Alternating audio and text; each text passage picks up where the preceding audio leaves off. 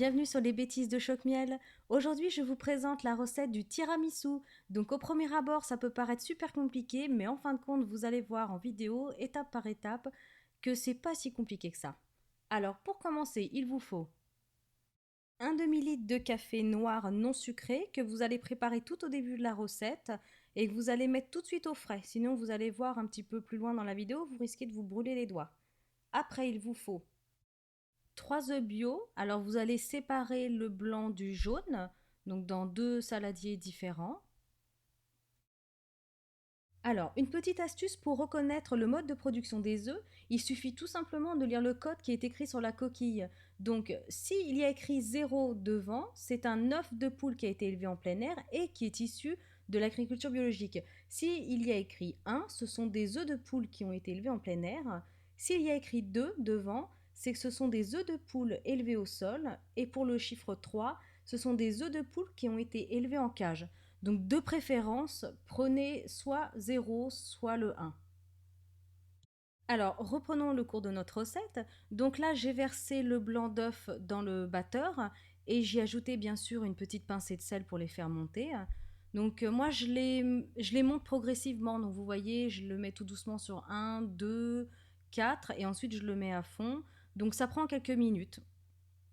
Pour l'instant, vous réservez les blancs d'œufs, vous les mettez de côté et vous reprenez votre saladier avec les jaunes d'œufs et vous versez le sucre, soit du sucre cassonade, soit du sucre blond. J'ai une préférence pour le sucre blond parce qu'il est plus fin et il a un pouvoir moins sucrant. Donc moi, je préfère les desserts moins sucrés. Donc à vous de voir et d'essayer. Donc là, j'ai les petits bras du petit monstre qui sont venus m'aider.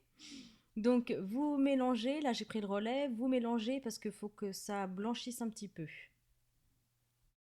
Quand votre mélange a légèrement blanchi, vous pouvez ajouter la mascarpone, donc en morceaux, enfin peu importe de toute façon, parce que vous allez fouetter cette préparation.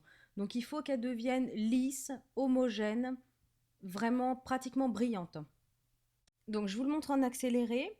Donc il faut vraiment battre énergiquement votre mélange. Il faut battre, battre régulièrement pendant, je dirais bien 4-5 minutes. Ensuite, vous prenez vos blancs d'œufs. Donc là, vous allez prendre uniquement à peu près un quart de la préparation des œufs que vous allez ajouter à votre préparation de mascarpone et de jaune d'œuf. Et il va falloir mélanger, alors sans casser l'œuf, donc c'est une technique, il n'y a rien de compliqué, hein, vous prenez le mélange, vous soulevez. Moi, je l'ai fait avec une cuillère en plastique, mais vous pouvez le faire avec une cuillère en bois, il y a aucun souci. Donc, il faut la soulever tout doucement, mélanger. Et alors, il y en a bien pour au moins 20 minutes, donc il faut s'armer de patience. Mais vous allez voir, ça vaut le coup. Alors, quand vous commencez à avoir mal au poignet, c'est que c'est bon signe. Et vous pouvez ajouter le reste de la préparation des œufs qui ont été montés en neige. Donc, vous mettez tout le reste et vous refaites exactement la même technique. On mélange en soulevant délicatement par-dessous et on remet par-dessus. Donc là, vous êtes reparti à nouveau pour 15-20 minutes.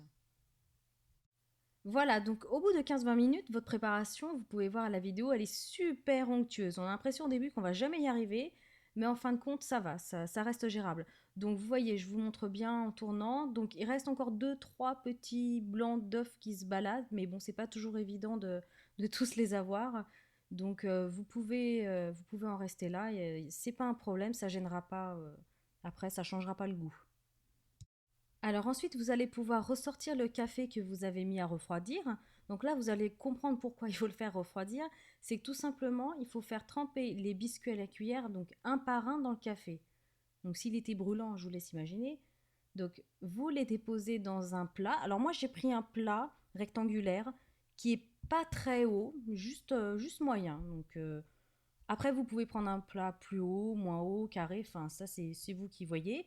Du moment que ça fait au moins deux-trois étages de biscuits. Donc vous les déposez tous, vous faites une première couche de biscuits. Alors surtout, attention de ne pas tremper les biscuits trop longtemps dans le café parce qu'ils vont se briser tout de suite. Donc vous les mettez vraiment deux petites secondes, vous les égouttez et vous les déposez dans le plat. Alors la première couche est finie, vous pouvez maintenant prendre la préparation de mascarpone blanc d'œuf mélangé et vous allez étaler. Donc première couche de crème que vous étalez bien sur tous les biscuits pour les recouvrir. Après ça, vous pouvez passer à la seconde couche de biscuits. Donc c'est la même étape, la même chose. Vous les trempez, vous les mettez sur la crème et quand la seconde couche est finie, vous redéposez à nouveau une autre petite couche de préparation de blanc d'œuf mascarpone et vous étalez. Alors vous renouvelez l'opération une troisième fois, donc à nouveau une couche de biscuits trempés dans le café et vous terminez par la crème.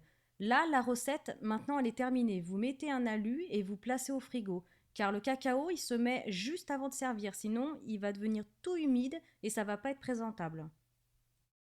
Vous allez pouvoir prendre le cacao non sucré que vous déposez dans une passoire pour le tamiser et vous secouez, vous tapotez sur la passoire et vous allez voir, voilà, comme je vous montre sur la vidéo, ça fait une petite couche toute fine de cacao. Comme ça, c'est beaucoup plus facile à gérer qu'avec une cuillère à soupe par exemple.